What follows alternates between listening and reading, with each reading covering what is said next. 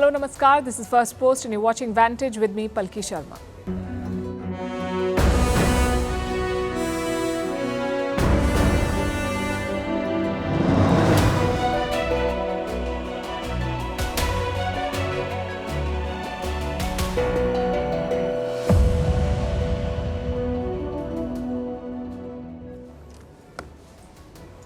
A new twist in the Russia-Ukraine war as both sides intensify attacks. President Zelensky has come up with a victory plan that he hopes to present next month in the US.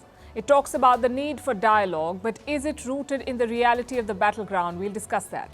In the Maldives, the president says there's a coup attempt underway. The opposition says the same, but they're both blaming different players. In Myanmar, China's top diplomat has landed to put pressure on the junta. The fighting is hurting Beijing's interests. They want a ceasefire, but will the generals agree? In Pakistan, a belated attempt to steady the economy with austerity measures, loans and moves to flatter China. In France, a political deadlock and no government in place 2 months after the election. We tell you why Macron is not picking a prime minister.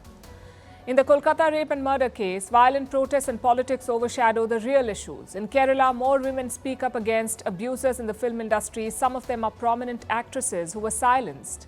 How powerful does a woman have to be heard? Why has Mexico paused its relationship with the embassies of the US and Canada? What the first World Cup for esports says about the future of gaming, and loneliness is deadly. The world knows it. Why have we failed to fix it? All this and more coming up. The headlines first. Israel launches a major military operation in the West Bank. Its forces raid 4 cities, including Jenin. The operation involved airstrikes, ground forces and bulldozers. At least 10 Palestinians have been killed. Palestinian President Mahmoud Abbas cut short his trip to Saudi Arabia to return to West Bank. Bangladesh lifts the ban on the country's largest Islamist party, the Jamaat-e-Islami. The ban was imposed in the final days of Sheikh Hasina's rule. The caretaker government has also freed Jashimuddin Rehmani. He is the chief of an Al-Qaeda-affiliated terrorist group. Turkey to join a meeting of the European Union in Brussels for the first time in 5 years. Ankara has been an EU candidate since 1999. It launched membership talks in the year 2005, but the process has been frozen for years.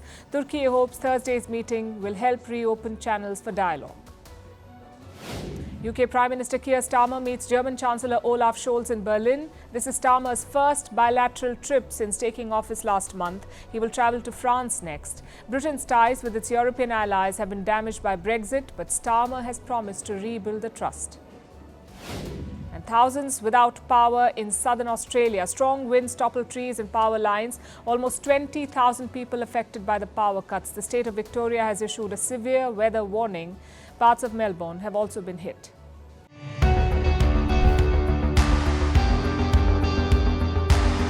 Across continents, one powerful news source.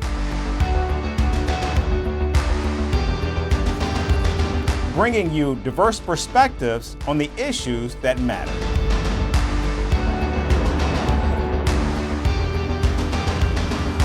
We go beyond the boundaries to give you that little extra about every sporting moment.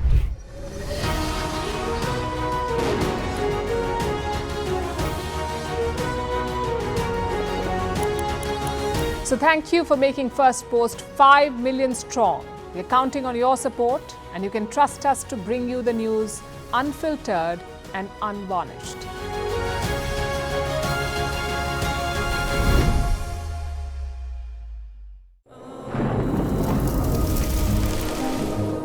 Climate change is on our doorstep. It's time for a revolution to take root. And it starts with 1.4 billion Indians. It starts with one tree for humanity, one tree for Mother Earth, one tree for a future. Project One Tree, a News 18 network initiative.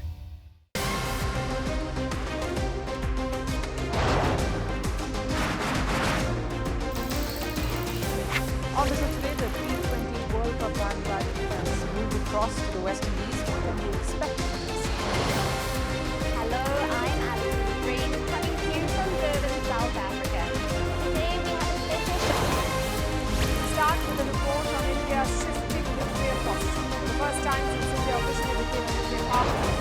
Hello and welcome to Firstpost America. I'm Aaron Ham, coming to you live from the nation's capital in Washington, D.C.